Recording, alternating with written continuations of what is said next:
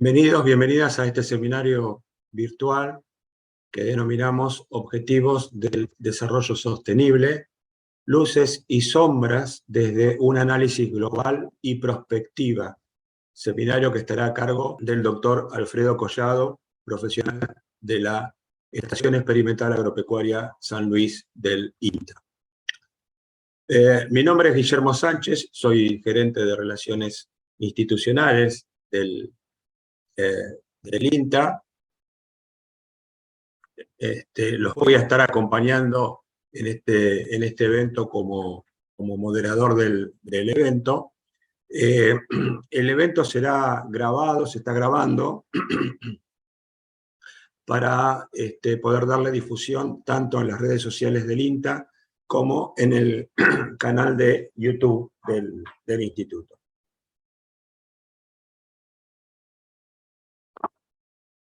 Entonces, vamos a dar inicio al seminario y para abrir el seminario le voy a pasar la palabra al señor director nacional del INTA, al doctor Carlos Parera, para que nos dé sus palabras de bienvenida.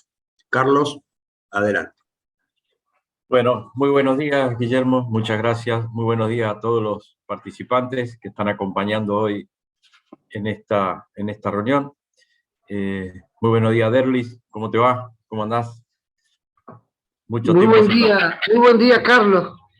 Bueno. Muy buen día. Muy bueno. Bueno, muy buena la iniciativa, muy interesante el seminario. Yo creo que está en la agenda institucional, está en la agenda del país y está en la agenda global. Para nosotros también es una muy buena oportunidad iniciar este proceso de discusión, dado que estamos discutiendo nuestra próxima cartera de proyectos institucionales, y tener en foco, tener en faro esta agenda es muy importante en términos de dar cumplimiento a lo que fue firmado oportunamente en el 2015 por 193 estados que componen Naciones Unidas, ¿no? Estos 17 objetivos definidos en el año 2015 tienen metas, tienen indicadores y tienen fundamentalmente el compromiso de que cada país lo use o lo utilice o lo incorpore a su gestión pública y también comprometer a la sociedad para el cumplimiento de las mismas. Esto no es fácil, esto se viene constantemente revisando, de ahí luces y sombras. Aparecen eventos a veces no considerados como la pandemia que hacen retroceder o aceleran procesos. Entonces es muy importante hacer esta revisión y de alguna manera ponernos a considerar cuáles serán los próximos pasos en el cumplimiento de esta agenda. También tenemos que pensar en el futuro es complejo, el cambio climático nos está golpeando, la disponibilidad de agua dulce, sobre todo para consumo, se está transformando en algunas regiones con problemas, las migraciones, o sea, una serie de elementos, situaciones que estamos transitando como sociedad, como mundo, que son importantes tenerlas en cuenta al momento de iniciar actividades o planear actividades. Así que bueno, celebro esta reunión porque nos va a dar luz, como les digo, para nuestra institución y que de alguna manera nos puede marcar el camino en los procesos de investigación y desarrollo que venimos desarrollando. Así que bueno, muchas gracias por la invitación a participar y muy buena jornada para todos. Yo quería comentar también que nos están acompañando en este seminario representantes no solo de INTA, sino de otras instituciones que hacen a la temática que estamos tratando en el día de la fecha.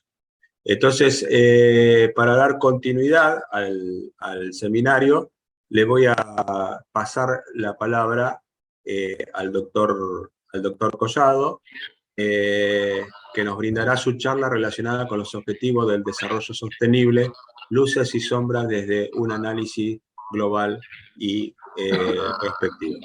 Doctor, tiene la palabra, adelante. Bueno, muchísimas gracias, doctor Guillermo Sánchez. Nuevamente el agradecimiento al doctor Carlos Parera por apoyar este tipo de iniciativas. Y también quisiera agradecer a Gustavo Pastén, que ha colaborado, digamos, con la realización de este seminario, y también a quienes impulsan en el campo de la prospectiva, como el licenciado Javier Vitale del Centro Regional Mendoza-San Juan, y que también pertenece al Centro de Estudios Prospectivos de la Universidad de Cuyo, y a la doctora Guillermina Baena, de la Facultad de Ciencias Políticas y Sociales de la Universidad Nacional Autónoma de México, que es la vicepresidenta para América Latina de la Federación Mundial de Estudios de Futuro. Y por supuesto también a todos los asistentes.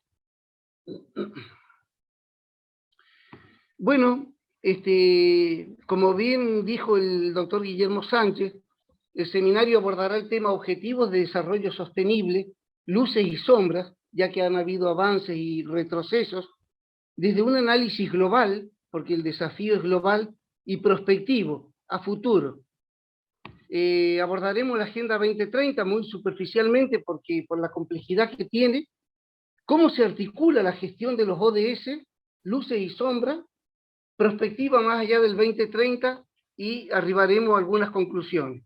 Evidentemente, lo que interesa aquí, que esto ha sido realizado a modo de revisión, es porque conformamos una sociedad de la información, una sociedad en red, y lo que permite es establecer entre los diferentes países, ya que esta es una agenda global, lo que es el diálogo entre pares. Adelante. A modo de ejemplo, mencionamos un modelo de desarrollo circular, en donde lo que se procura es el desarrollo social, el económico y el medioambiental. Entre lo social y económico, un desarrollo justo; entre lo económico y medioambiental, un desarrollo viable; y entre lo social y medioambiental, un desarrollo habitable. Obviamente se producen desequilibrios territoriales, en donde existen posibles escenarios donde prevalecen, por ejemplo, los aspectos económicos sobre el medio ambiente y la sociedad. Adelante. Y lo que se procura es un cambio necesario para lograr un equilibrio y llegar a una situación deseada. Adelante. Obviamente ese es un esquema muy sencillo, pero en realidad es mucho más complejo, porque existe una convergencia de vulnerabilidades, tanto en los factores ambientales como en los factores socioeconómicos.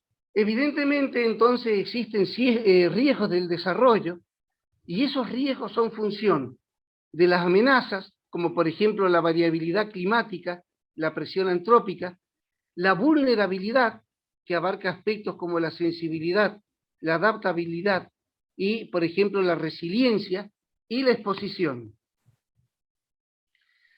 Como precedente de la Agenda 2030, podemos mencionar los Objetivos del Desarrollo del Milenio, que representaron en su momento 8 objetivos, y que también los Estados miembros de Naciones Unidas, con todos quienes la conforman, todos los países, los 193, se comprometieron, con algunos logros parciales y otros más avanzados, para alcanzar hacia el año 2015.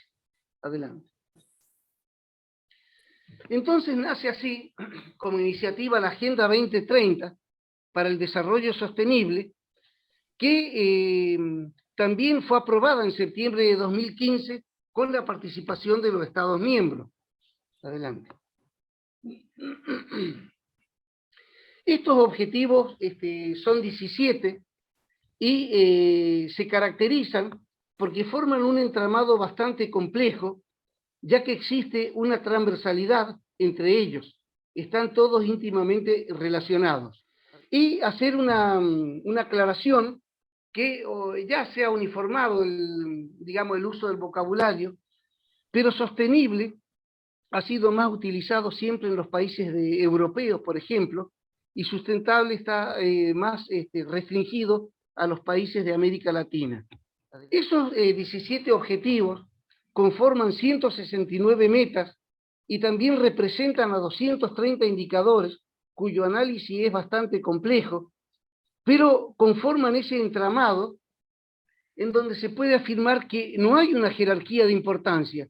Es en esa instancia todo muy importante. Se rige por varios principios, dentro de los cuales mencionaremos los principios 5C, que comprende la colaboración, el compromiso, la coordinación, la comunicación, por eso el diálogo entre pares, y la confianza. Y los principios 5R, que en el marco de la sostenibilidad, que aparece como el mayor desafío para la ciencia del siglo XXI, consiste en otro aspecto en reducir la emisión de anhídrido carbónico, el consumo de agua, el consumismo, promover el reciclaje y reducir el consumo de energía. Adelante.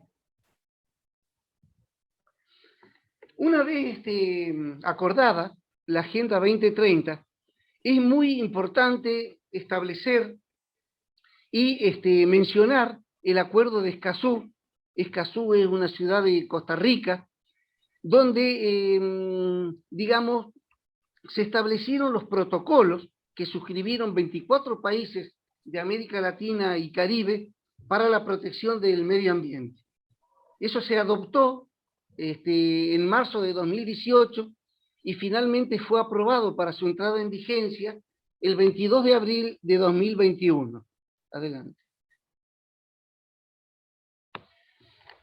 Frente a este desafío, ¿cómo orientar, digamos, desde las diversas escalas, como ya vamos a ver, la gestión pública de los ODS? Nadie puede quedar al margen. Tiene que haber una simultaneidad de todos los sectores de la sociedad. Por supuesto, el sector político, el sector científico, académico, el sector empresarial y el resto de la ciudadanía. ¿Cuáles son los requerimientos y los sucesivos ajustes que requiere, digamos, la Agenda 2030? En primer término, la creación de alianzas. No se puede actuar individualmente.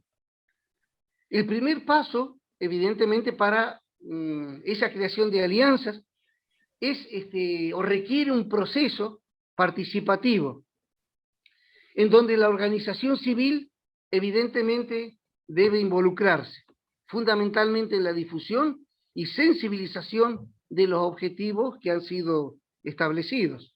Adelante. Obviamente, en este sentido, y sin entrar en mayores detalles, lo que se requiere es una territorialización de la Agenda 2030.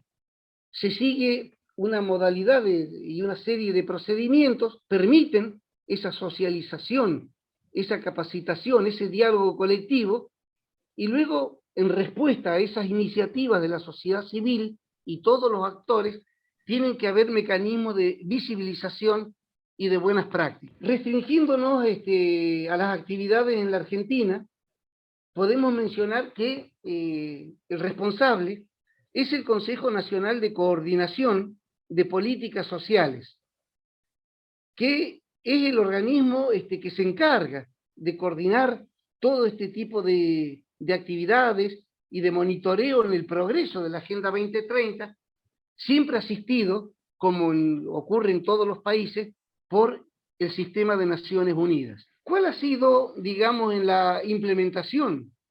¿Cuáles son los problemas que se han observado en su inicio, por lo cual existe una necesidad de adecuar enfoques, digamos, en los procedimientos? Han habido problemas de disyunción, problemas de intersección, o sea, solapamiento de actividades, desproporción, algunos han iniciado a una escala mayor, y problemas de inclusión.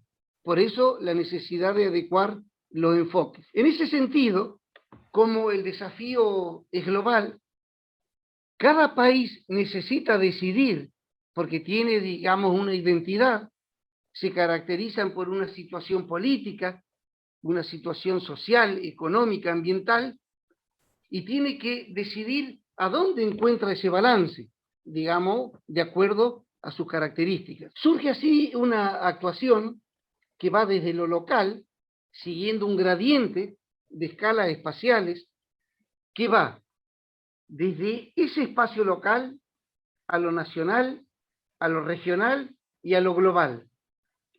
Y hay una premisa que caracteriza, digamos, esa conducta. El conocimiento de la realidad local es la clave para la adaptación de la estrategia global. ¿Y qué se requiere para esa implementación, siguiendo ese gradiente de escalas? Sobre todo en los decisores, en los líderes políticos, una arquitectura en red.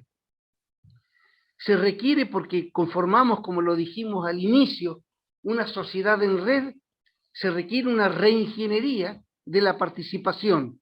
¿Y qué es esto? Una participación colectiva que promueva, digamos, todas las iniciativas en un conjunto, en sinapsis.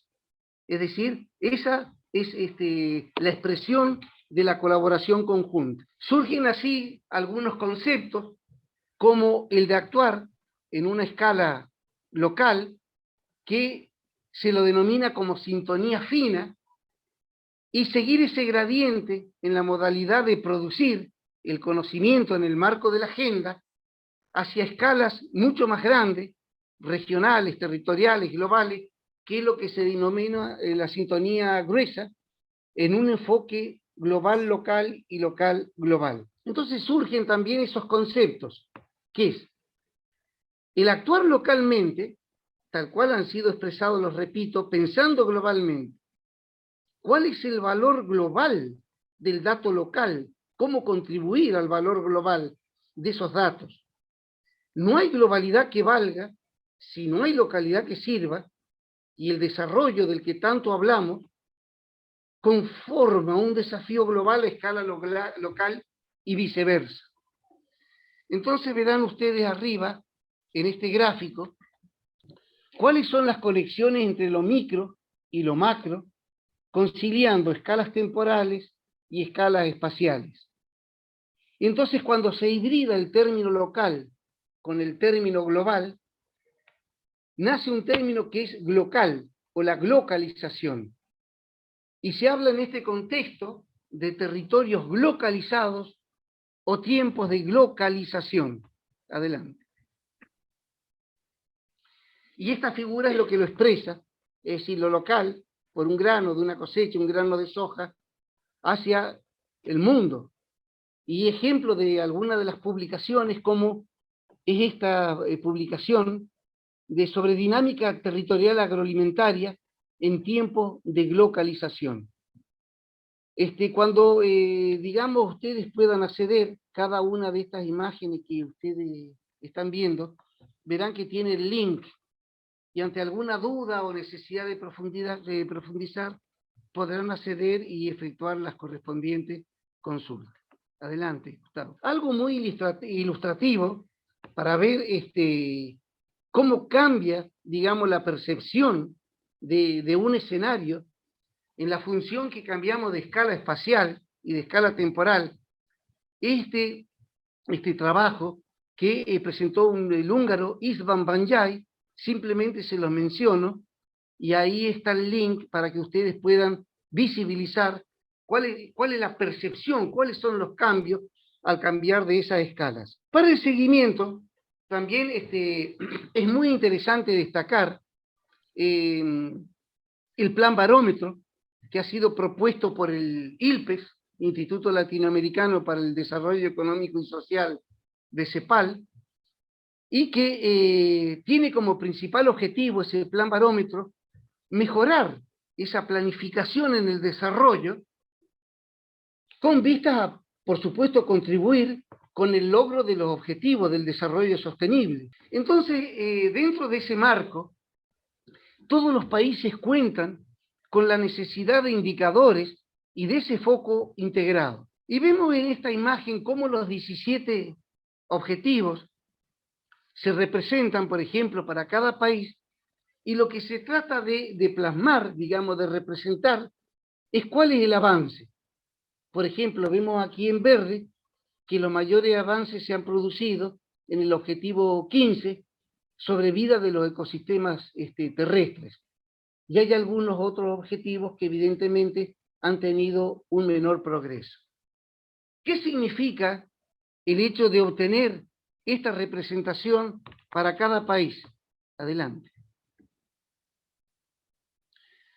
que al tenerla para cada uno de ellos, por ejemplo, de los países de la región, de América Latina y Caribe, lo que se observan son los avances y los retrocesos, y se pueden establecer así asimetría en el desarrollo de la agenda. Adelante. Y de una forma, digamos que muy representativa, que me pareció muy conveniente en la presentación, es mostrar algo integrado en ese marco de transversalidad que esta publicación que realiza la FAO, titulada Transformar la alimentación y la agricultura para alcanzar los ODS. Menciona 20 acciones, que por supuesto no las podemos detallar por razones de tiempo, y solamente me referiré o mencionaré las que están indicadas con las flechitas de color azul. Adelante. La acción 1. Facilitar el acceso a recursos productivos, financiación y servicios. Y menciona como muy importante, digamos, para alcanzar los ODS que se representan arriba del círculo, la agricultura familiar, que representa casi a 500 millones, un 88% de los 570 millones de explotaciones agrícolas del mundo, y que genera aproximadamente el 80% de los alimentos del mundo. En el periodo, o para el periodo 2019-2028, se declaró el diseño de la agricultura familiar con posterioridad al 2015, que se estableció la Agenda 2030. Y resaltar también que por parte del INTA, el Consejo Directivo, en función de una resolución, la 961 del año 2020, procura y trabaja en ese sentido jerarquizar la agricultura familiar también campesina e indígena, obviamente con la participación de todos los consejos locales asesores. Adelante. Dentro de la acción 5, y esto a nivel global es muy importante, es mejorar la salud del suelo y restaurar la tierra, ya que casi la tercera parte de la superficie del suelo del mundo está muy deteriorada debido a prácticas insostenibles en la gestión del suelo. Adelante. Esto por diversas causas, y hay algunas que mencionaré enseguida, como son las principales, como la cubierta vegetal, erosión eólica, hídrica y salinización, y otros factores llamados supeditados, porque están restringidos a espacio geográfico a escala más pequeña, que son la compactación del suelo, la disminución de la materia orgánica y los riesgos de contaminación. Adelante. Hay otro factor muy importante a nivel global, que no estaba mencionada en la imagen en el slide precedente, es que es la variabilidad climática. Ya no el cambio climático, sino la variabilidad asociada al régimen de tenencia de la tierra en los casos de el avance de la frontera agropecuaria y los cambios de uso y de cobertura de la tierra. Y así, por dar un ejemplo, vemos que en función de ese régimen de tenencia, fundamentalmente cuando esos territorios llegan a manos de arrendatarios que no conocen los ecosistemas o el comportamiento de esa variabilidad climática, establecen ese daño que hacíamos referencia. Cuando hay presencia de años húmedos y alternan con años secos. Este es un ejemplo que presento para la provincia de San Luis, porque es un periodo, una serie histórica muy larga, desde 1898 al 2021, en donde se observa la gran variabilidad interanual de las precipitaciones, y obviamente con un cálculo de la media móvil cada 10 años, se establecen los ciclos de sequía y de humedad correspondientes. Y ahí tiene mucha importancia cómo se ejerce presión sobre esos espacios. Y esto simplemente nombrar que hay sistemas soportes de decisiones, este es un ejemplo de microleyes, en donde un mismo espacio geográfico, en un año húmedo, tiene una conducta desde el punto de vista agroecológico o una capacidad de uso buena. Sin embargo, en un año seco, esa capacidad de uso es marginal o nula. Y evidentemente, en el caso del régimen de tenencia, un arrendatario no conoce esa resistencia, esa variabilidad, y ahí proviene la degradación. Adelante. En cualquier caso, existe, digamos, asociado a los procesos de degradación de la tierra, que están abordados en el objetivo 15, en la parte inferior, abajo, sobre vida de ecosistemas terrestres, con los otros objetivos que se mencionan aquí. Y fundamentalmente la que tiene importancia es la meta 3, que aborda la neutralidad en la degradación de las tierras. En este sentido, quería destacar la importancia acá en la Argentina de la conformación del Observatorio Nacional de la Degradación de Tierra y de Certificación, en el que participa CONICET, INTA y otras instituciones, y que ustedes también podrán, cuando accedan a la grabación, podrán acceder a cuáles son las actividades de ese Observatorio de Degradación de Tierra en el país, que tiene áreas pilotos distribuidas en toda la Argentina. Obviamente, digamos, hay que tener en cuenta que por eso también se necesita, digamos, esa conectividad,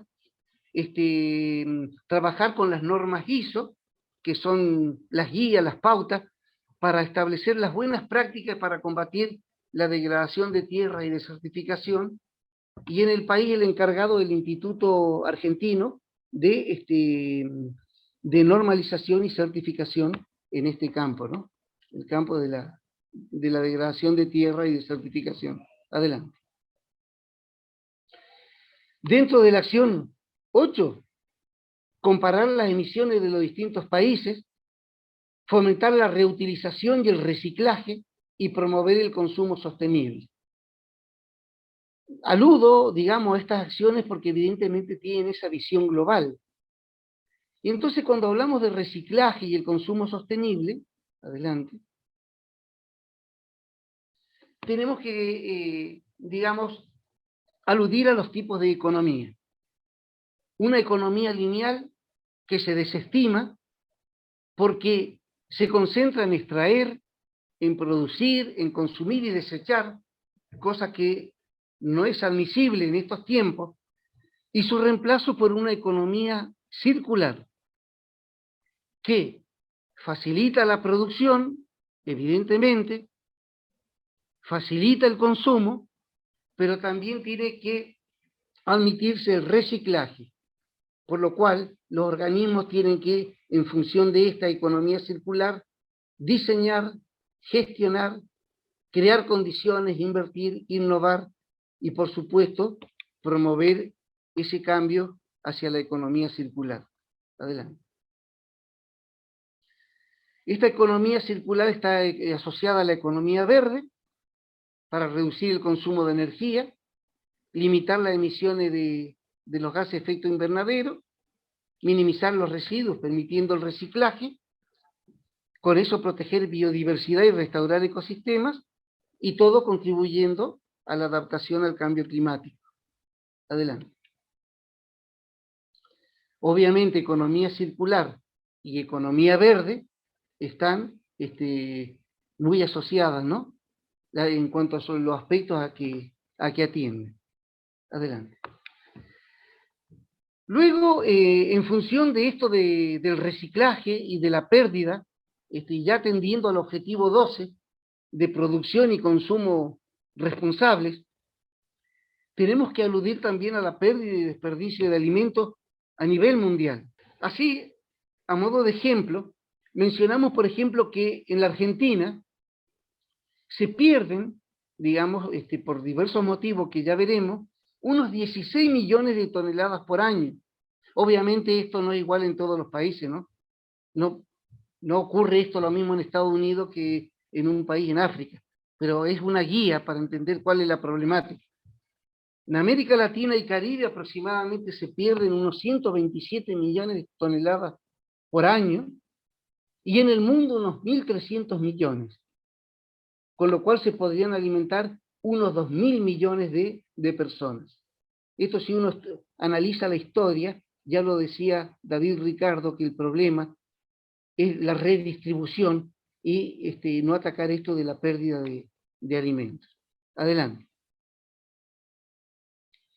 Bueno, y aquí aludiendo cuáles son los factores, y señalado en flecha roja donde hay que prestar atención, se pierde un 28% en la etapa de producción, un 21% durante el manejo y las reservas, un 6% durante el procesado y empaquetado, durante de la distribución y las cuestiones de comercialización de mercado, un 17%, y desperdicio durante la etapa del consumo, un 28%. Adelante. Bueno, es así que, aludiendo a esta problemática, el 29 de septiembre, la FAO decreta a esa fecha como el Día Internacional de la Reducción de Pérdida y Desperdicio de Alimentos. Adelante. Obviamente, esto tiene que ver, es muy importante en el campo de la seguridad alimentaria, y obviamente hay una transversalidad con los objetivos que aquí se señalan, del 1 al 17, que obviamente abordan una componente social. Es decir, la seguridad alimentaria evidentemente tiene esa transversalidad, esa relación. Adelante. Bueno, también la acción 9 es para empoderar a las personas contra la desigualdad y alude a las poblaciones indígenas que conforman el 5% de la población mundial y conforman el 15% de la población pobre. Eso es otro de los temas que hay que abordar. Sí, lo que se requiere es una equidad en este marco de los objetivos del desarrollo sostenible. Adelante. En función de esto, y aquí está el link para que puedan acceder también, ha salido una publicación muy interesante que simplemente la quería citar, realizada por la CEPAL, en donde establece que estos pueblos indígenas en América Latina, es decir, la importancia que tienen, y que cuáles han sido los avances y cuáles son los retos que quedan pendientes para garantizar sus derechos. Simplemente lo traigo a colación para quien esté interesado en el tema. Adelante. Sí. Dentro de la acción 10, también alude... ¿Sí? Por favor, alguien tiene el micrófono abierto. Agradeceremos que lo cierren. Gracias.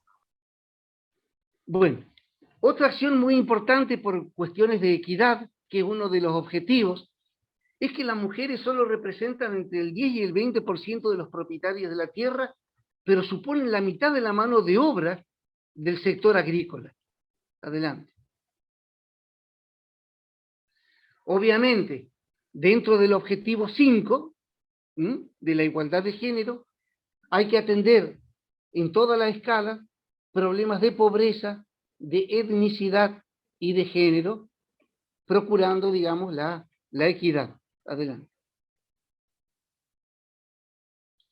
Obviamente también para favorecer la componente social, teniendo como eje principal el objetivo 5, que es el de igualdad de género.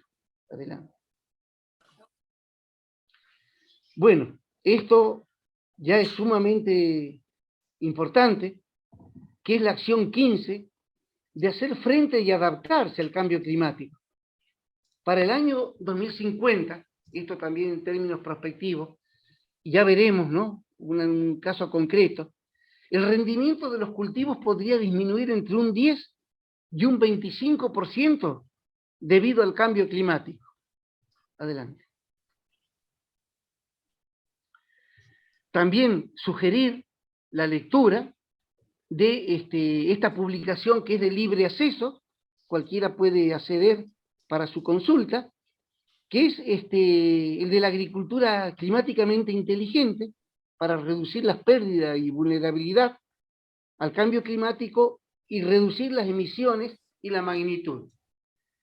Y cuando uno dice que tiene que haber también una actividad colectiva, quería destacar, por ejemplo, otras acciones que se realizan de modo paralelo, como es el caso de la Alianza Global para la Agricultura Climáticamente Inteligente, que es bajo la sigla GACSA.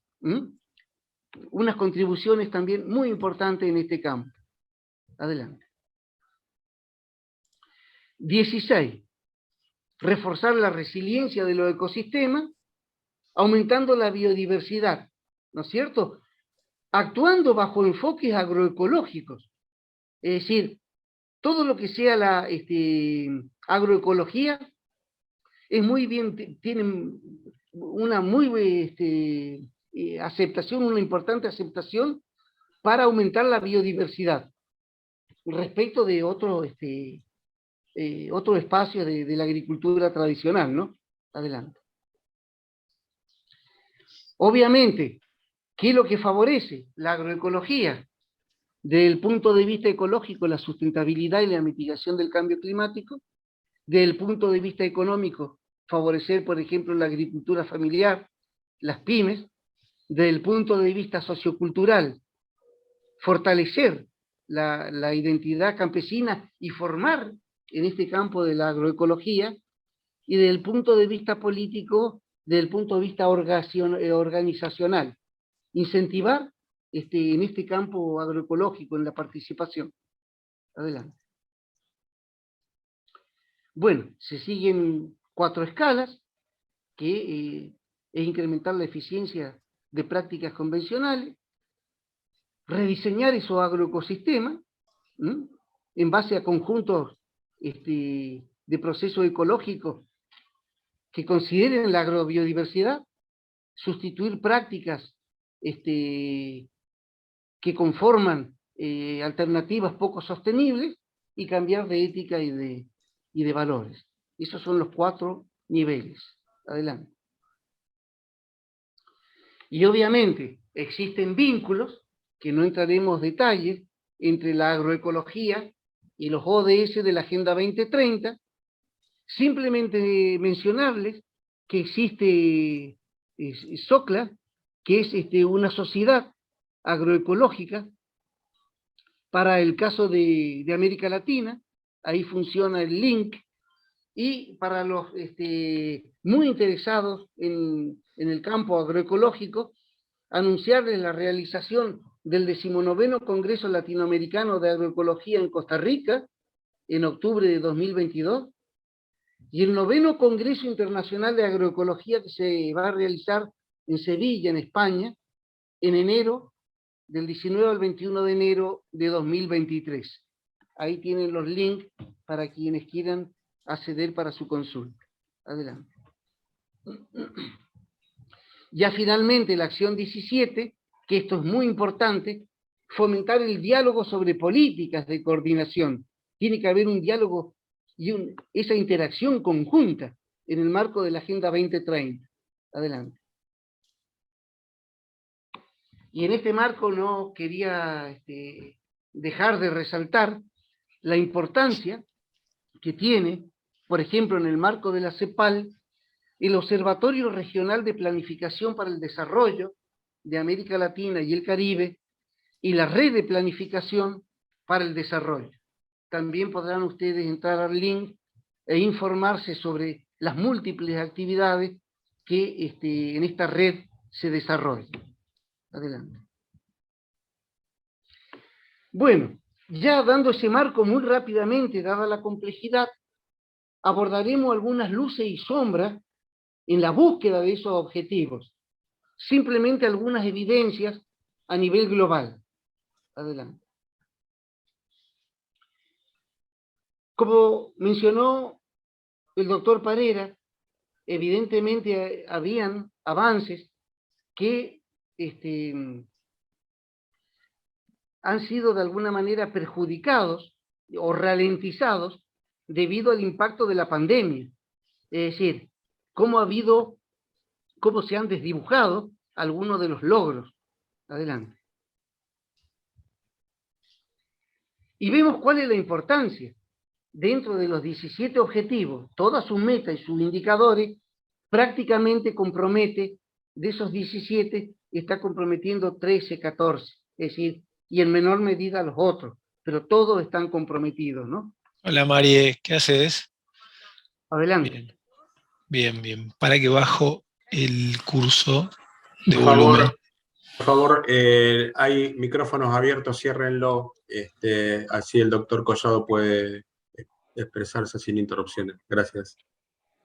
Bueno, dentro de los aspectos que aborda la Agenda 2030, que son económicos, ambientales y sociales, obviamente no podemos abordar todo, necesitaríamos horas para discutir esto. Entonces simplemente, adelante,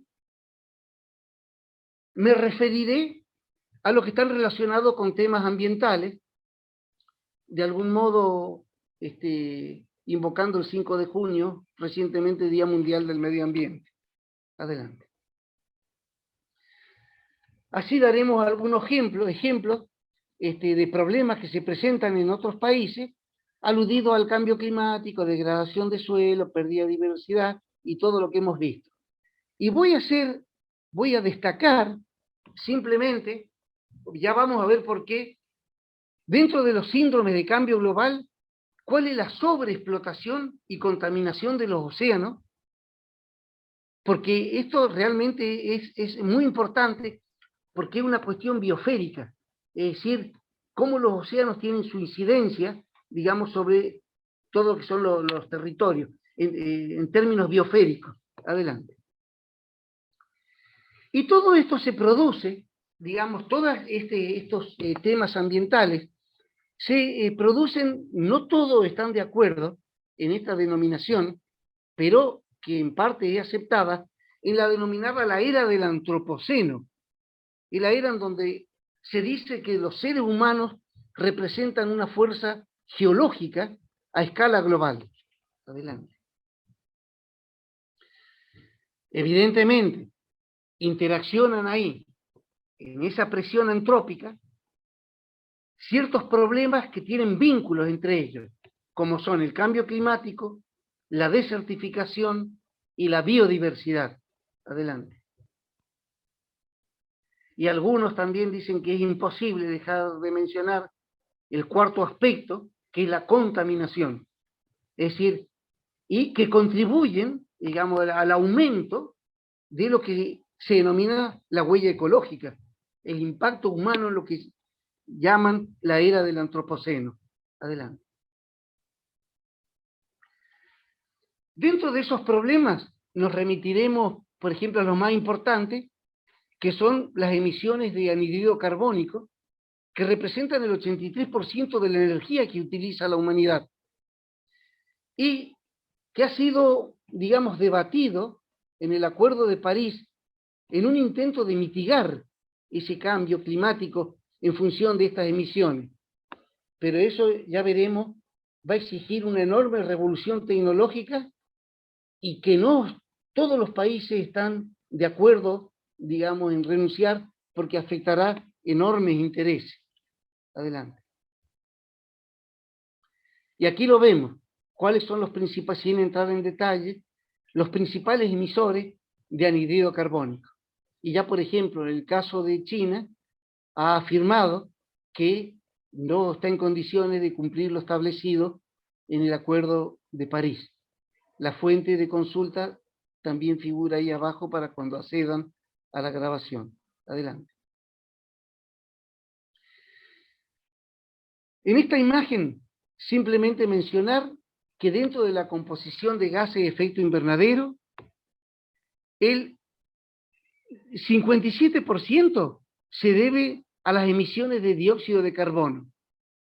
Y dentro del origen de las emisiones, destaco con flechas rojas en verde, que el 24% se debe al avance de la frontera agropecuaria y los cambios de uso y cobertura de la tierra. Esta es una fuente que, del panel intergubernamental del cambio climático. Adelante. Según lo establecido, digamos, la tendencia que deberían seguir todos los países y los sectores para lograr ese rango de 1.5 grados de calentamiento, esta debería ser la tendencia hacia el 2050.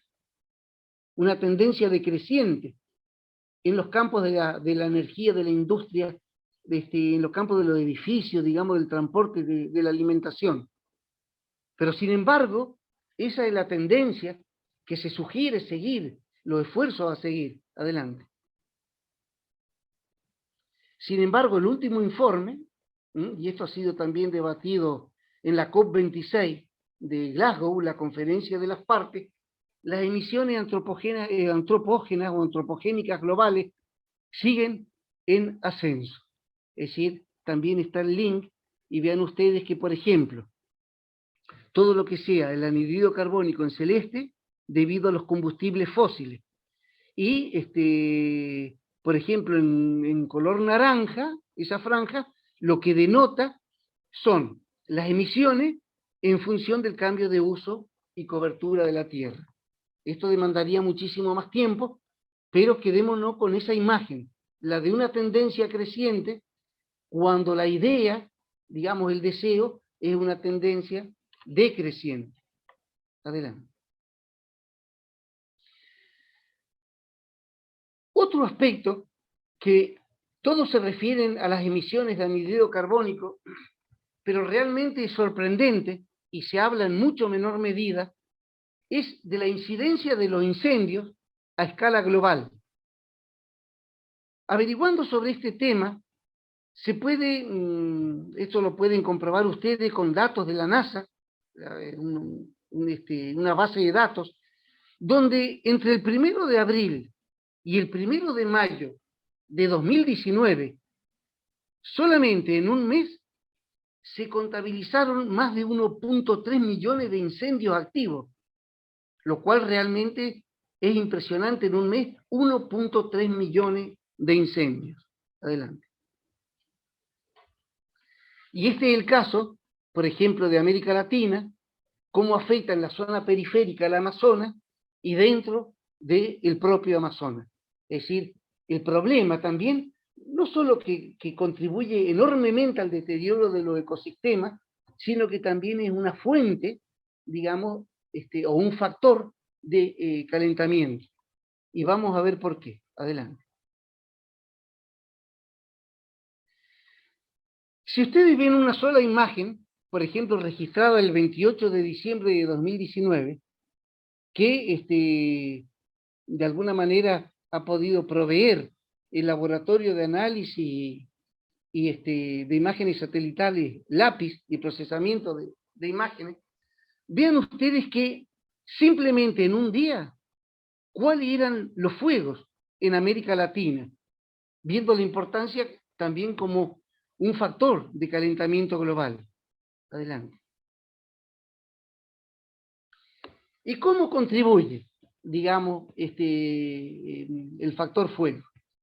Cuando viene la energía solar y se refleja en la Tierra, y esto lo van a ver en la parte inferior, si la atmósfera está limpia, esa energía sale hacia el exterior. Pero ¿qué es lo que ocurre cuando hay aerosoles, producto de esos incendios? ¿Y qué ocurre con el rango del infrarrojo lejano o térmico, que es el que transporta el calor? Cuando en el rango del infrarrojo lejano o térmico esa longitud de onda es inferior a las partículas que se producen en ese ámbito de incendio, en vez de salir hacia el exterior, choca y vuelve hacia abajo. Y eso es lo que produce, evidentemente, es tremendo en función del número de incendios, el calentamiento. Adelante. Entonces simplemente mencionaremos un ejemplo. Esto ocurre en todo el mundo, esto ocurre en Islandia, ocurre en todos lados, pero simplemente, por ejemplo, para América Latina, daremos el ejemplo de Bolivia. Estos que son los puntos en rojo, son los fuegos que se captaron y esto también lo pueden supervisar accediendo a esta fuente de información, durante el mes de junio de 2021. Adelante. Esto ha sido repetitivo a lo largo de la historia. ¿Qué es lo que ha producido? Simplemente mostró una imagen, pero durante años esto se ha producido. Ha producido lo que se llama, que da la importancia como proveedor de agua dulce, lo que se llama la ablación o retroceso de los glaciares. Y van a ver ustedes la importancia vital que tiene en el caso del glaciar Chacaltaya, que es uno de los más grandes de Bolivia. Adelante. Vean ustedes cómo, debido al calentamiento global, por las emisiones, por los incendios y otros factores, desapareció, digamos, ese glaciar.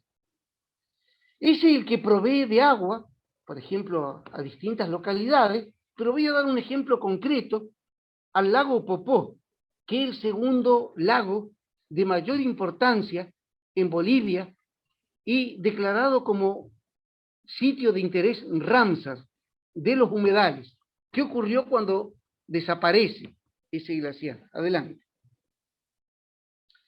Entonces, basta analizar, así a través del tiempo, cuál es, en el lago Popó, el lago tan importante, cuál ha sido la reducción prácticamente hasta ser desecado. Esto con un registro de la Agencia Espacial Europea, el satélite PROBA-B. Entre el 2014 y el 2016 prácticamente ha desaparecido. ¿Y qué es lo que ocurre con la desaparición? ¿Cuáles son las consecuencias? Por eso que establecíamos entre los vínculos del cambio climático, de la biodiversidad, de la desertificación. Adelante. Vean ustedes que tenía ese lago, antes de sufrir estas consecuencias sobre las que hemos abordado, tenía una superficie de 2.337 kilómetros cuadrados en 2011. En la actualidad tiene 1 kilómetro cuadrado. Ha afectado a unas 200 especies, obviamente de peces, de aves, que han tenido que modificar, digamos, toda su ruta migratoria, prácticamente 200 especies afectadas. Ha afectado a 350 familias que han tenido que abandonar el lugar. O sea, vean ustedes la tremenda incidencia de algo que había designado como un humedal considerado de importancia internacional por el sitio Ramsar. Adelante. Adelante. El otro ejemplo, simplemente lo mencionamos, es el que ustedes conocen, en el país es muy conocido, el conflicto entre Mendoza y La Pampa por el río Atuel. Es decir, este no es un conflicto cualquiera, es un conflicto que lleva décadas, llegó a la Suprema Corte de Justicia de la Nación, por eso lo nombro, y llegó incluso hasta la Corte Internacional de La Haya, por el recurso agua. Obviamente el río Atuel ocupa la cuenca hídrica compartida entre el sur de Mendoza y La Pampa. Adelante. También cómo inciden los incendios, y solamente menciono un solo incendio que está marcado aquí en color rojo, que se produjo en el 2018. Y ese solo incendio es más grande en ese día que todo el oasis sur de la provincia de Mendoza. Y vamos a ver cómo afecta al dique El Nihuil, que es el que irriga. ¿Y de dónde recibe el agua el dique Nihuil? Hablando de la ablación o el retroceso de glaciares. Del glaciar Humo y sus tributarios, que prácticamente también ha desaparecido. Adelante. Quería mostrar simplemente en un día, desde el 25 de enero del 2017 a la mañana, al 26 de enero a la tarde, miren del lado chileno, y que provoca también por esa cuestión de los aerosoles e infrarrojo lejano térmico que vuelve a la Tierra y provoca esos efectos. Miren ustedes cuál es el cambio en un día, y aquí está el dique. ¿Por qué hablar de esos objetivos y cómo interfieren, digamos, a escala local estos problemas. Adelante. Ese es el retroceso del glaciar Humo tributario del río Atuel. Adelante. Y vean ustedes cómo, desapareciendo prácticamente el glaciar, cómo se comportan las nevadas. Así como hay años llovedores y no llovedores, hay años que son nevadores y no nevadores. Cuando nieva, ya que no hay un aporte del glaciar, el dique tiene un llenado mayor. Cuando no nieva, es mucho menor. ¿Y qué pasa el año que prácticamente no nieva? Adelante. Ocurre esta situación. Un dique lleno, aquí se produce la escorrentía que viene del glaciar, y un dique vacío. Imaginen ustedes los conflictos sociales y territoriales, no solo porque no se puede irrigar el oasis sur de Mendoza, sino que muchas veces se sigue reclamando desde La Pampa, que en su momento reclamaban la liberación de 5 metros cúbicos por segundo, cuando no se lo puede liberar porque no hay. Es decir, aquí se conjugan conflictos ambientales, conflictos productivos, conflictos sociales, conflictos territoriales. Es decir, vean ustedes las implicancias de todo esto. Adelante. Y bueno, es ya solamente nombrar a nivel global que la pérdida de hielo por el calentamiento global alcanzó un nuevo récord. En las últimas 3 décadas se perdieron 28.000 millones de toneladas de hierro. Y desde el punto de vista, digamos, sanitario, se afirma que el calentamiento global expone las capas más antiguas, por ejemplo en Alaska, si hablamos, cuando han sido enterrados renos, por ejemplo, hace muchos años, expone el riesgo de aparición de enfermedades ocultas bajo el hielo durante muchísimos años. Es decir, miren ustedes las consecuencias de esto. Adelante. Y bueno, dentro de esos objetivos comprometidos, ya hablamos del 15, el 13, acción por el clima, veremos algo de acción por el mar y el agua, digamos. Adelante. Vemos dentro del ecosistema terrestre, esto es muy rápidamente, cuáles son los problemas de deforestación. Y nos vamos a centrar en este rectángulo de color amarillo, en el Amazonas. Adelante. Adelante. Disculpen que no me hace caso el teclado, si no esto era mucho más ágil. Adelante. Adelante. Y vean ustedes, por ejemplo, en ese... A retroceder. Vean ustedes, digamos, en ese pequeño rectángulo ampliado, cómo se ve en color rojo las áreas deforestadas y el remanente boscoso que está evidentemente muy intervenido. Un ejemplo, adelante. Y este es el caso, simplemente por nombrar una localidad, lo que se llama el proceso de sabanización del Amazonas en el municipio de Novo Progreso, en el estado de Pará. Es decir, ven ustedes aquí el Amazonas y la gran intervención antrópica, digamos, con sus consecuencias. Adelante. Y entonces, si lo centramos, digamos, en una imagen, digamos, a nivel ya global, vemos cuáles, dentro de las especies afectadas, en nivel alto, en color rojo, vemos que toda la zona periférica ha sido intervenida. Y en color celeste o azulado, vemos que han sido intervenidas de un modo bajo. Pero ¿qué es lo que se aprecia? Que hay una gran fragmentación. Es decir, en el ámbito periférico ha habido una gran intervención y en el área central, en algunos lugares, menos intervención, pero fragmentación, que también es una gran intervención, ¿no? El fragmentar esos ecosistemas respecto del daño que hacen a la biodiversidad. Adelante. En este caso, quería destacar simplemente, hay una lucha con, digamos, con todos estos problemas que hay por parte de los pueblos originarios, y simplemente destacar esto por el gran esfuerzo que ha realizado en la Amazonía ecuatoriana, que es la líder, Nemonte Nenquino, que en base a la lucha por preservar el medio ambiente, ha sido premiada a nivel internacional con el premio Goldman hacia el cuidado del medio ambiente. Esto ustedes lo podrán encontrar todos los detalles, ¿no? Esta líder ecuatoriana, digamos, entre el reclamo. Adelante. Bueno, simplemente nombrar que la segunda masa boscosa también es la región del Gran Chaco americano, con más de 1.100.000 kilómetros cuadrados, y vean ustedes así como estaba afectado ese municipio de Brasil.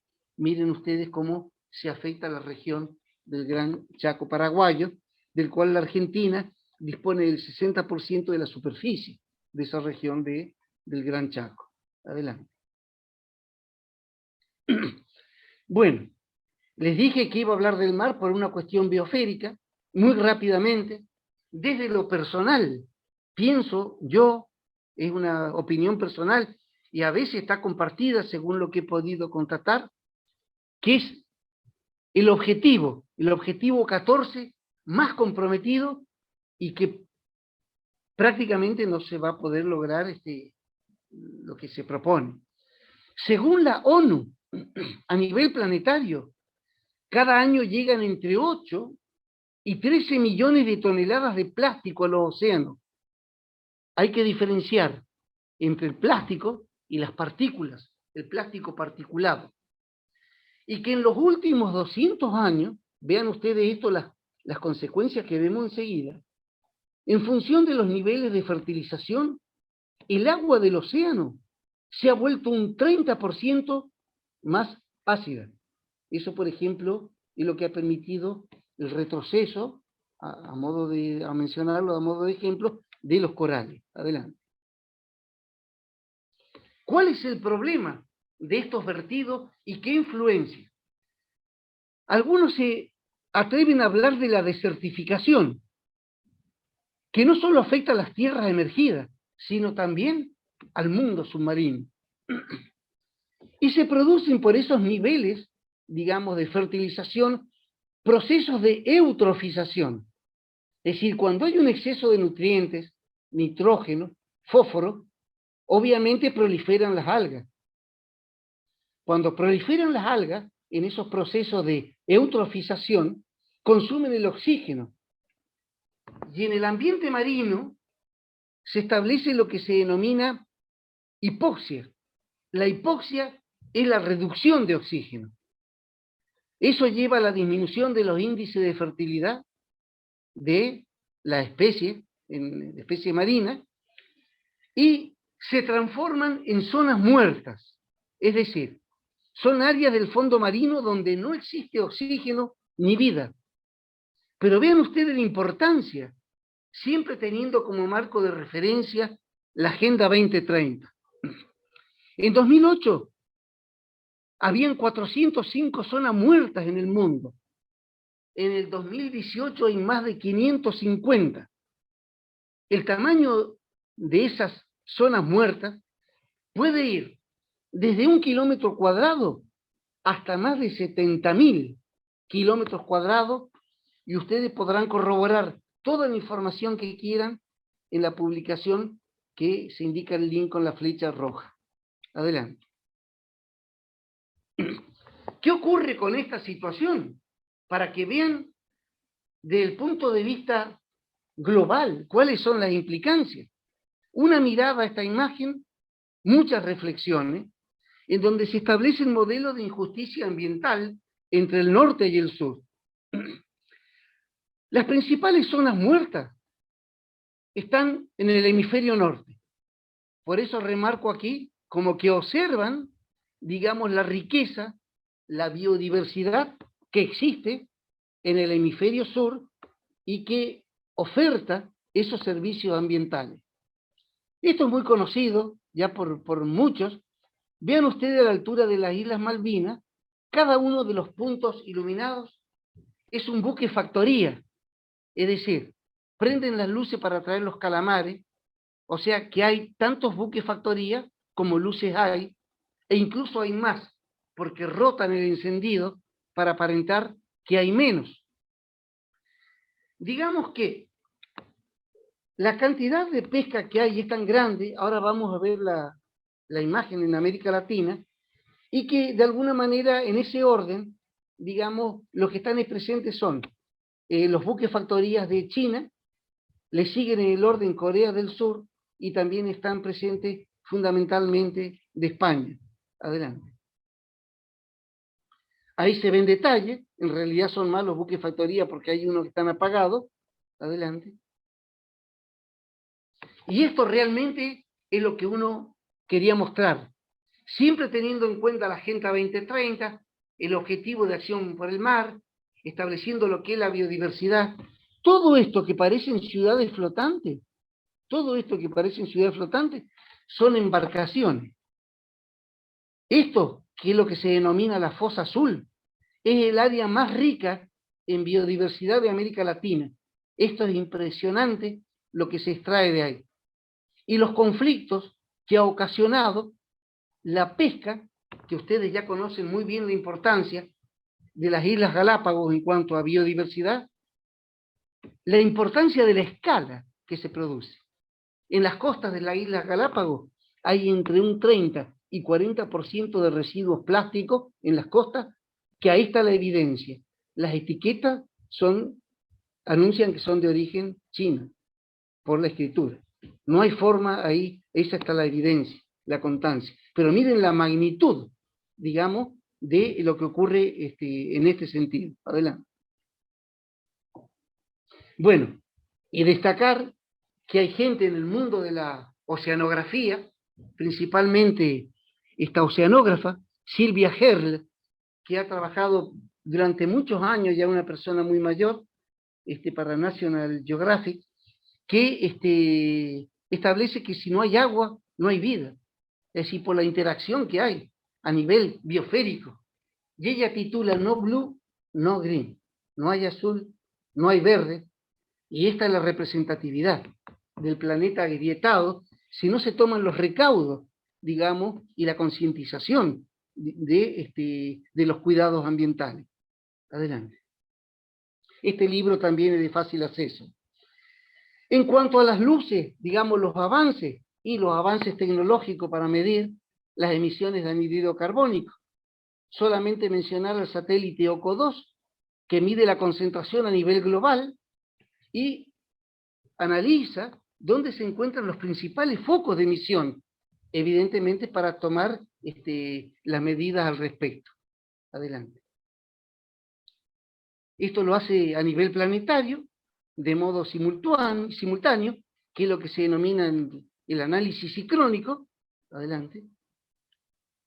O a través del tiempo, es decir, a través del espacio y del tiempo, es lo que se denomina el análisis diacrónico. Eso es muy importante porque permite ver el estado de situación. Adelante. Obviamente mencionar que la base de datos es impresionante, trabaja con medidas, por ejemplo, como de yottabyte, que son millones y millones de megabytes, y otro de los petaflops, digamos, en el Big Data, digamos, para estudiar los procesos de emisión. En el monitoreo, ¿no? Como usted lo indica ahí abajo. Adelante.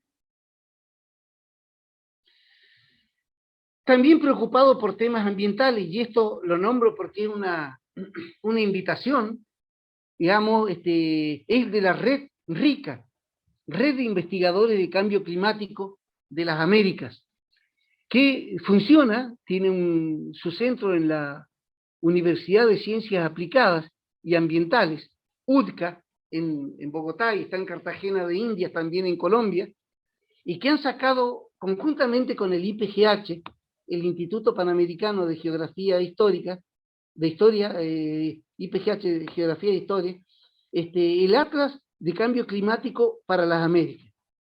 Quien esté interesado en esta red, aquí incluyo el nombre y la vía de contacto del coordinador, para quien quiere intercambiar datos o informarse respecto de las actividades en RIC. Adelante. Bueno, dentro de los avances solamente lo vamos a mencionar, que de algún modo se aleja de lo que era la agroecología, pero, digamos, bajo la premisa cosechas abonadas con ciencia y tecnología. Es decir, cómo promueve todos los avances, digamos, en la producción de alimentos y cómo se relaciona con estos objetivos que incluyo en este slide. Adelante. Que incluye, por ejemplo, todo lo que es la agricultura de precisión, una reunión que hubo hace poco ahora en Fontagro, que hablaban de la agricultura vertical en espacios cerrados, y toda esa tecnología que obviamente no entraremos en detalle. Es decir, ese es el lado bueno, la producción de los alimentos, pero tiene algunas implicancias en cuanto a el progreso en el tiempo. Adelante. Una es la curva de adopción de la tecnología, que hay algunos que incorporan, que son los innovadores, primeros adoptantes, mayoría temprana, tardía y rezagados. Es decir, no hay un avance también del uso de esas tecnologías que sea sostenido, digamos, en el tiempo y al mismo tiempo, digamos, de manera simultánea. Otra.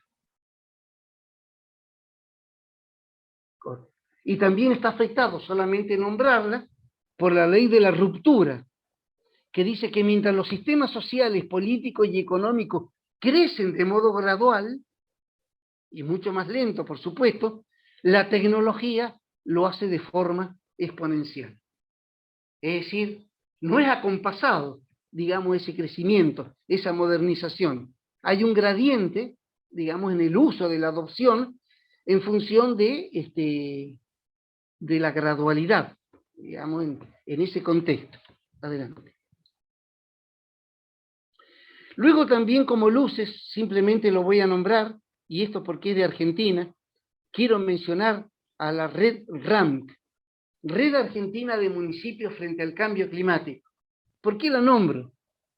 Porque convocó e incluye a más de 220 municipios, pero también forma parte de la red global de alcaldes, es decir, donde hay más de 10.000 alcaldías en diversos países, en donde la RANC tiene una conducta, digamos, una disciplina de aunarlo y discutir.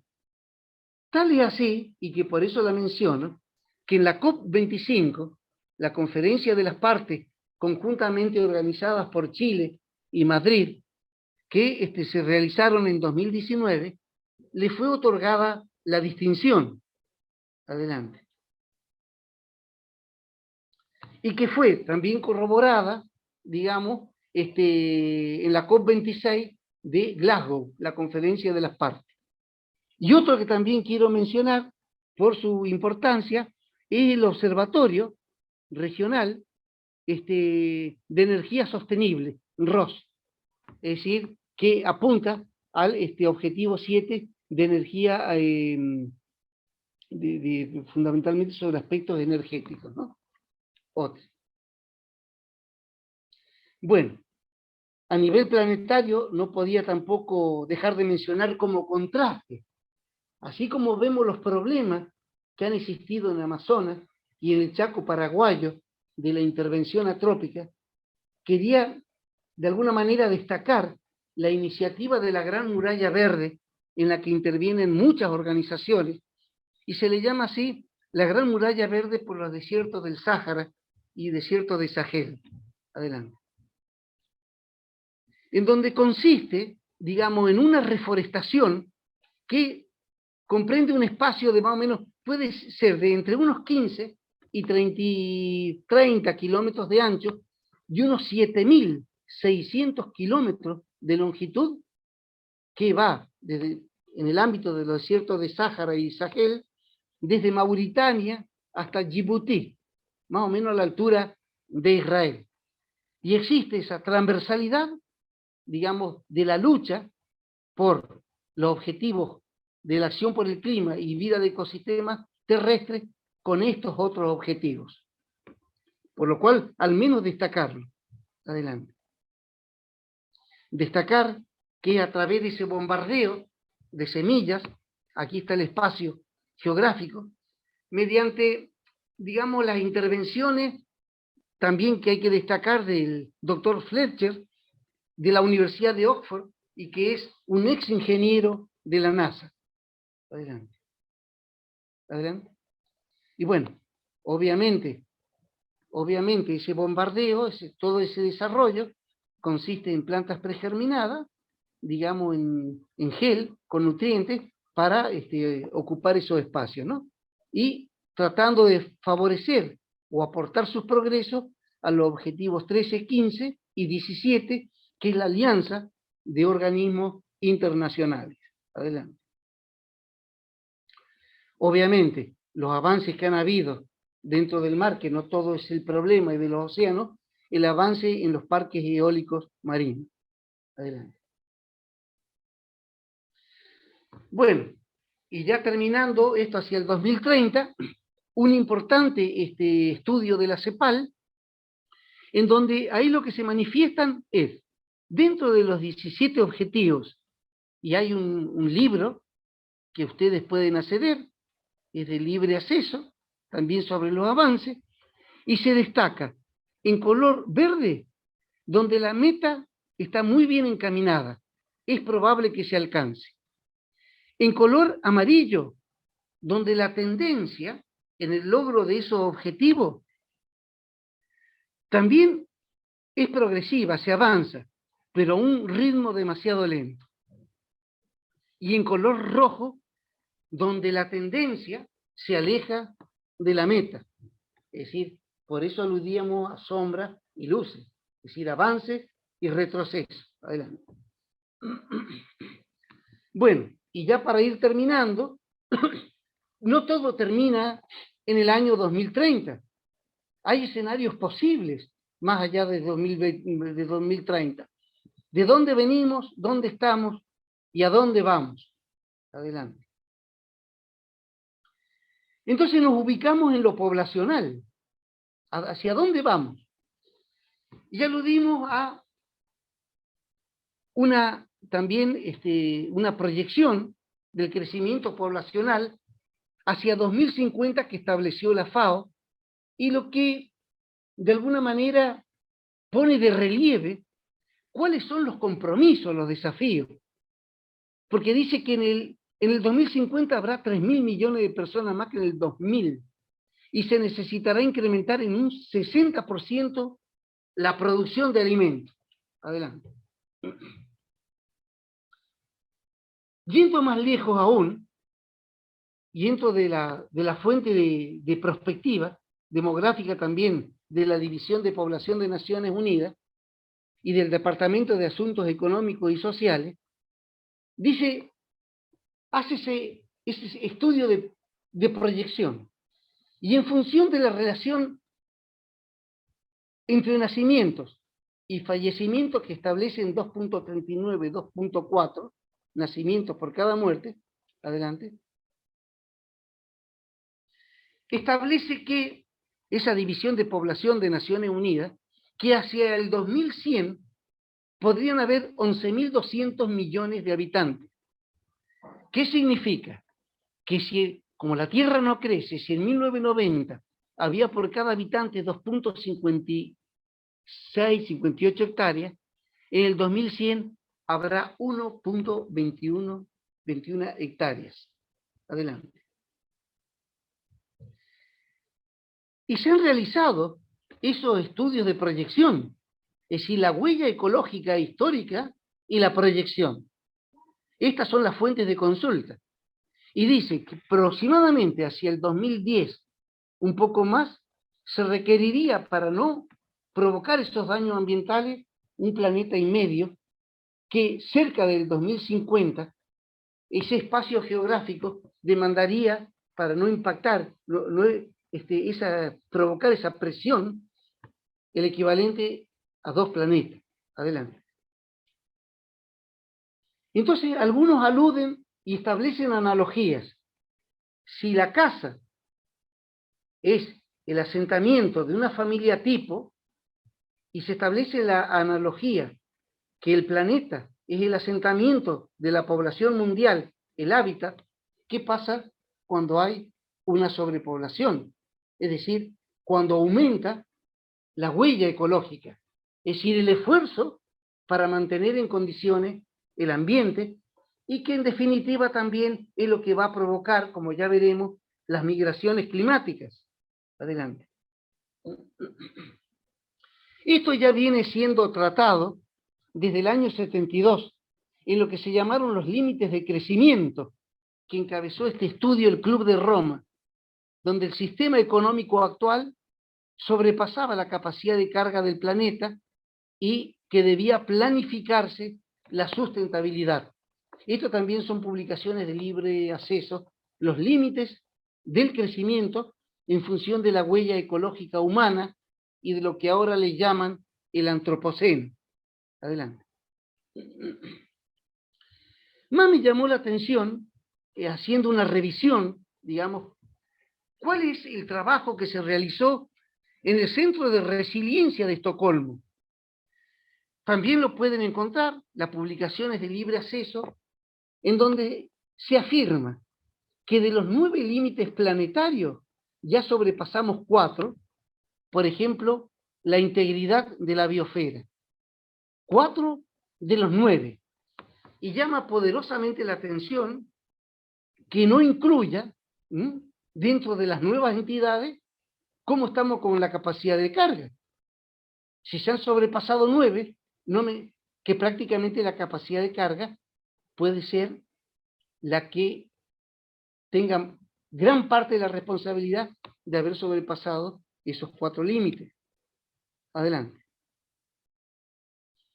Y bueno, siguiendo con esa revisión, también les sugiero que lean este trabajo de libre acceso, que está publicado en la revista Mesoamericana de Biodiversidad y Cambio Climático, de el autor, que es José Luis Navas Villalba, un guatemalteco. Adelante. Y aquí surgen las discusiones sobre el crecimiento demográfico y el económico. Hay más discusiones, pero esos son 3 grupos. Uno, que el que siempre propuso Adam Smith, que más población supone más crecimiento.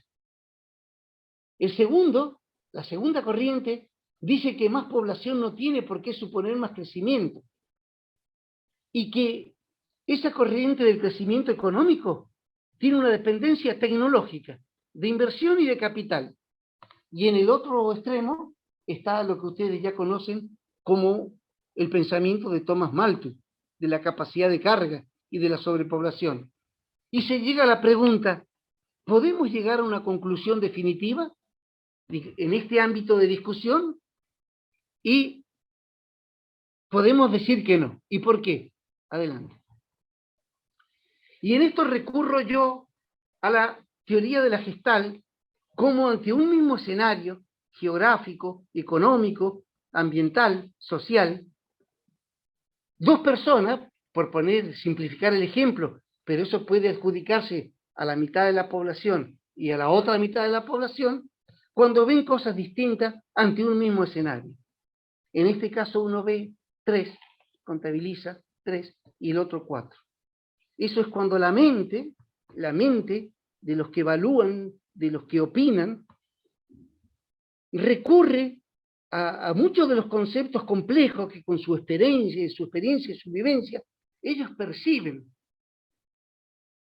Y evidentemente les permite visibilizar diferencias en lo que se está evaluando. Es decir, cómo se llega a esas discrepancias. Digamos, eso me parecía importante destacar y lo he visto en estas discusiones, digamos, de diversos aspectos. Adelante. Más allá del 20-30 en lo climático, no voy a entrar en mayores detalles. Adelante.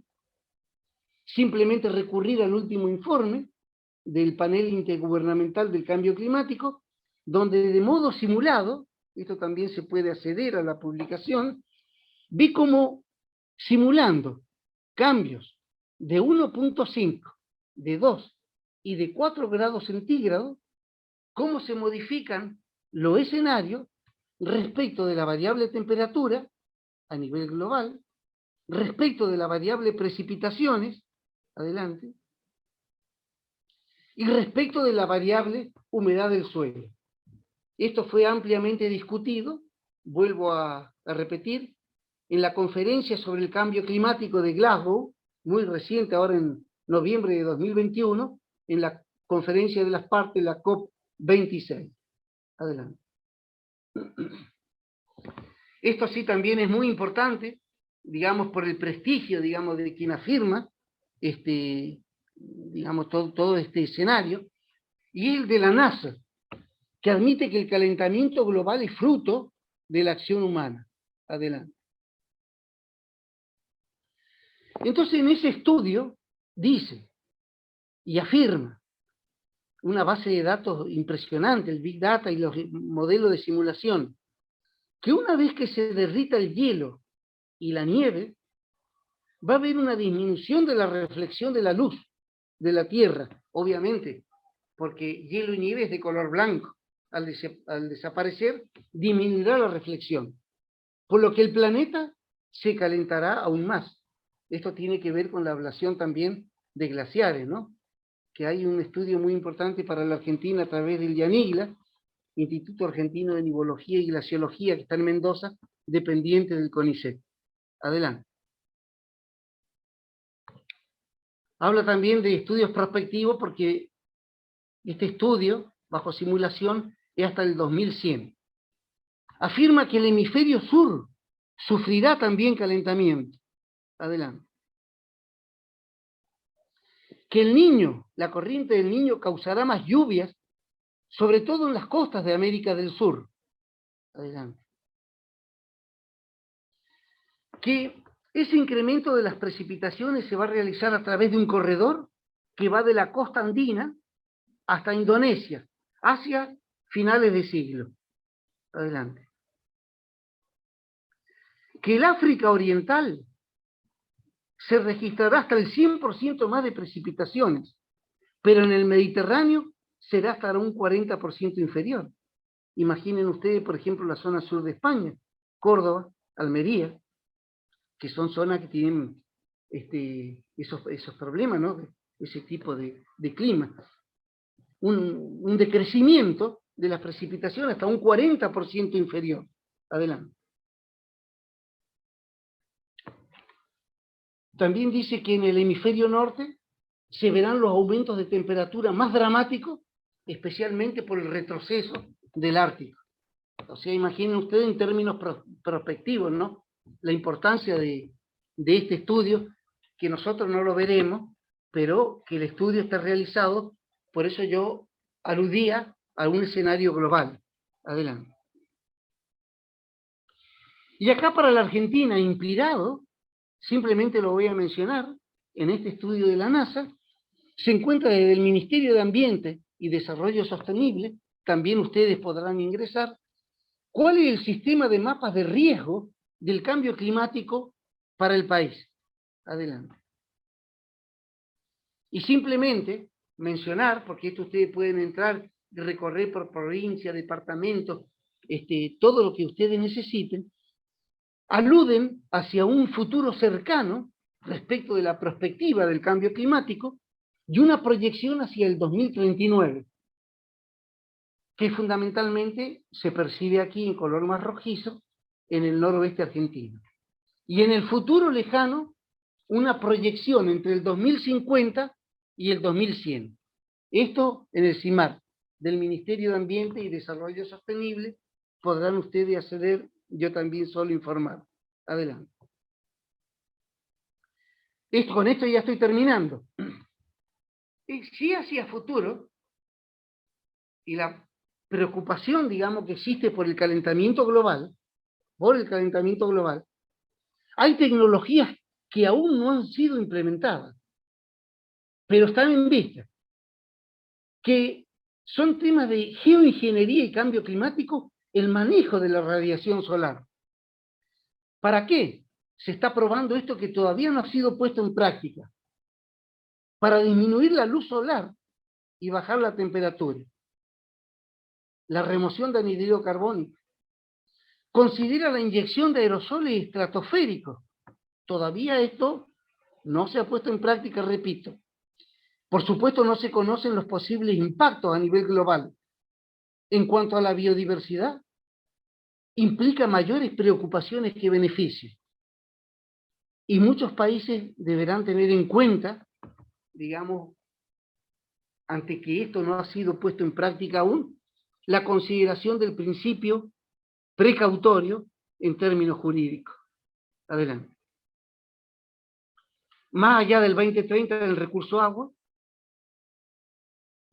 solamente considerar huella hídrica azul, que son las fuentes para la producción y provisión de alimentos, la huella hídrica verde, proveniente de lluvia y nieve, que veremos decrecerá, y el volumen de agua contaminada, que representa el hoyo gris, la huella gris que hay que depurar. Adelante.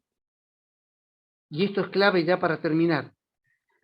La demanda de agua en 2050 aumentará prácticamente casi un 60%, un 55%. Y la mitad de la población mundial sufrirá escasez. El 97% de agua de la tierra es salada y solo el 2.5% es agua dulce. Imaginen ustedes si aumenta hacia el 2050 entre un 55 y un 60%.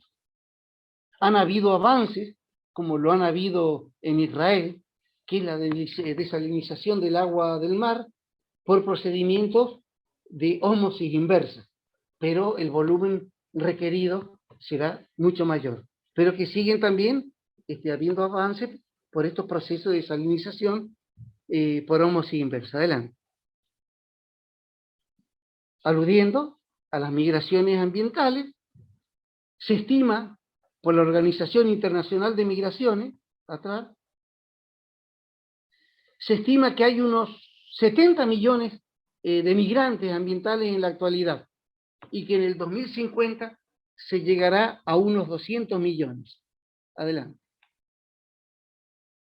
Ya para finalizar, algunas conclusiones.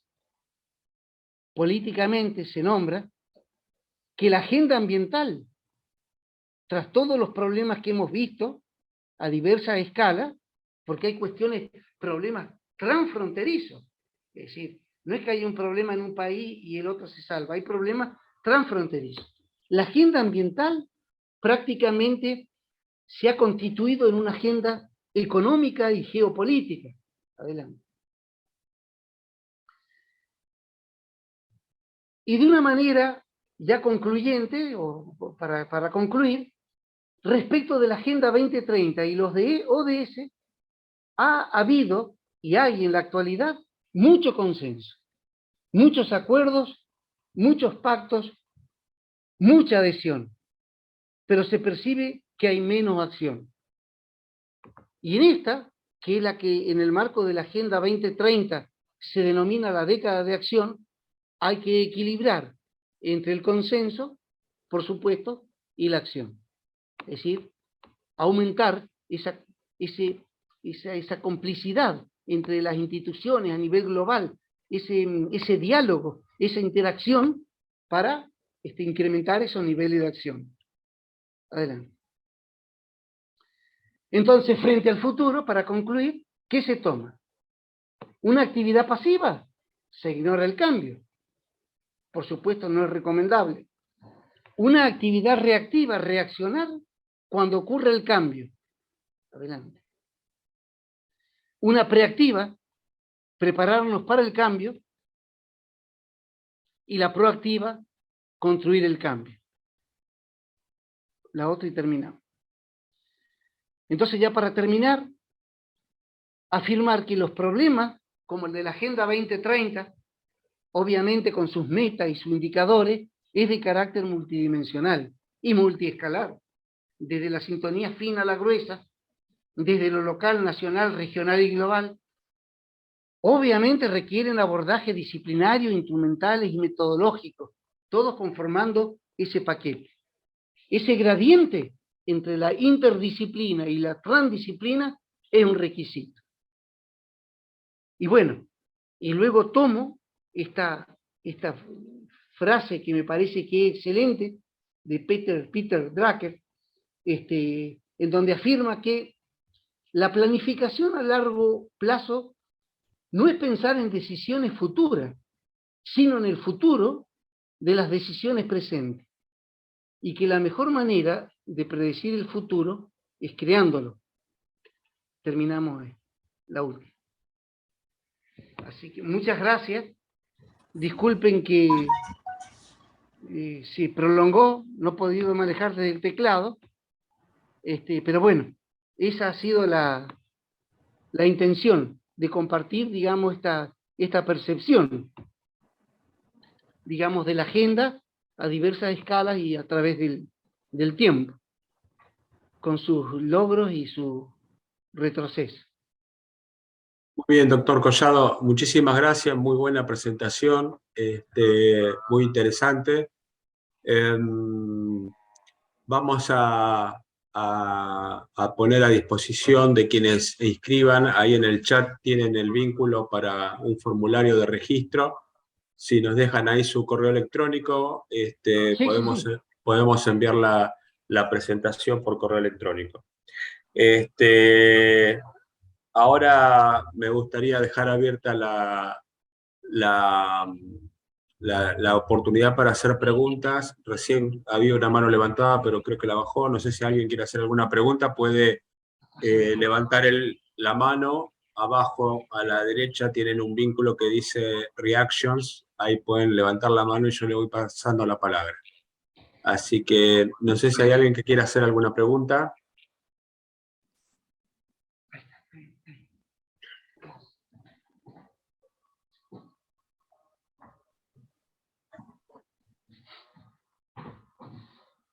Yo, doctor Sánchez, adelante. Lo que quiero reiterar es que primero disculpas porque lamentablemente se hubiera agilizado si yo no me respondía al teclado. Entonces tenía que decir la próxima y eso no está bien porque interrumpe. Pero bueno, son imponderables. Pero si acceden, digamos, para entrar en detalle y poder consultar todos estos documentos que son de libre acceso, lo pueden hacer. Tanto de la FAO, del INTA, de la red global del ILPES, de la CEPAL, es decir, en el marco de los objetivos del desarrollo sostenible. Quien quieran vincularse con la red RICA, del cambio climático en Bogotá, Colombia, asociado al IPGH, Instituto Panamericano de Geografía e Historia, eso sirve para establecer vínculos, ámbitos de discusión, diálogo entre pares, es decir, eso hay gente muy receptiva, digamos, desde esas instituciones. Me permito hacerte una pregunta, ya que Sí. digamos, tengo la posibilidad. Marcaste en una de las últimas transparencias los diferentes estados de posibilidad de acceso a las metas propuestas. Las que preocupan, obviamente, son las que están en rojo, que parecen que no se van a poder cumplir. ¿Hay alguna posibilidad de alguna remediación para no alcanzar la misma meta propuesta, pero redefinir la meta, aunque sea parcial, y poder alcanzarla en el caso de los números que pusiste en rojo en tu presentación? Y sí, siempre se puede promover un avance, digamos, abordando y poniendo, digamos, la vista sobre las debilidades y tratar de fortalecerlas. Es como recuperar terreno. Hay diversos ámbitos, por ejemplo, en el ámbito marino, que es muy dificultoso porque han habido procesos de degradación muy grandes, muy notorios, pero sí contribuciones hacia mitigar el cambio climático, de atenuarlo. Es decir, contribuyendo a diversas escalas. Claro que sí. ¿Hay alguna acción que se esté llevando adelante en ese sentido, o sea, de redefinir las metas para hacerlas alcanzables en esos casos? Claro, porque por eso cuando recién iniciamos la conversación, la charla, hay mecanismos de ajuste. Hay diversos mecanismos de ajuste para atender problemas específicos dentro de cada uno de los objetivos. Y por ejemplo, vamos a suponer, algo que hablábamos, que había 1.300.000 incendios en el planeta durante un mes. Eso afirmado por la NASA en base a sus estudios, ¿no?, de evaluación. Y bueno, se puede contribuir con el manejo de la lucha del fuego, por ejemplo. Claro. Es decir, mermar, hacerlo controlado. Eso es muy importante. Es decir, Claro. vamos a suponer en el ámbito marino, evitar la contaminación y el arrojar efluentes, por ejemplo. En el ámbito de los objetivos de la equidad de género, dar la igualdad, promover la igualdad en la participación. Es decir, eso desde un punto de vista social, por la interacción que hay, la transversalidad. Y, por ejemplo, en algunas cuestiones, cuando se afectan los ecosistemas, promover espacios de concientización. Y desde el punto de vista político, alguna acción más enérgica para aquellas actividades que realmente atentan contra esos ecosistemas para un determinado provecho muy parcial y que afectan a la comunidad. Claro. Es decir, en un marco geopolítico, digamos. En este contexto, digamos, donde hay una gran explosión del uso de tecnologías digitales, vos marcaste también el aporte de la ciencia y la tecnología. Esas tecnologías digitales, más allá de, digamos, de lo que se puede aplicar en el control, en el monitoreo a través de satélite y demás, ¿qué otro ámbito o qué otro eje crees que tienen reservado esas tecnologías digitales para mitigar estas acciones o para imponer estas correcciones? Bueno, el principal problema que existe ahí, si ustedes han escuchado, y está la NASA, es decir, es el acceso a la tecnología. La brecha. Es decir, porque si es capitalizada por un solo organismo, pero no pueden contribuir estableciendo, digamos, concretando esa interacción, por ejemplo, desde África, bueno, ahí hay problema. ¿Cuál es el grado de equidad en el acceso a esa tecnología que es tan importante? ¿Cómo acceder para contribuir? Eso es lo que se destaca, el acceso a la tecnología. Muy bien. Por eso, muy bien. Cuando hablábamos de la tecnología, y vimos de estas tan importantes que se alejaban de la agroecología, pero decía, abonando con ciencia y tecnología, mostré una curva, una de distribución normal, con los primeros que adoptan y los últimos que adoptan. Entonces ese rango es muy amplio. Entonces, si uno quiere abordar lo que es la sostenibilidad o los procesos de alimentación, y tiene que abordar eso también en el acceso, no puede estar tan polarizado. Y bueno, también a nivel humano, si uno contribuye en la educación de la gente joven, que uno ve en distintos lugares del mundo por la televisión, cómo se manifiestan los jóvenes contra el calentamiento global, no solo importa que se manifiesten en Suiza, también importa que se manifiesten en Ruanda. Es decir, ese nivel, emparejar, digamos, ese acceso a la formación, a la equidad, eso hay que establecer también medidas. Claro. Porque si está polarizado, no podemos hablar de algo global. Te entiendo. Es decir, Muy bien. Muy bien cuando uno...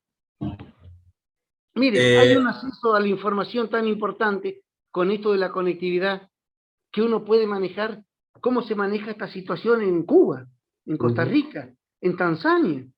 Entonces uno entra a sacar, claro, se necesitaría un abordaje de horas y de días para esto. Pero bueno. Muy bien, Alfredo, muchísimas gracias por la presentación tan detallada, tan interesante.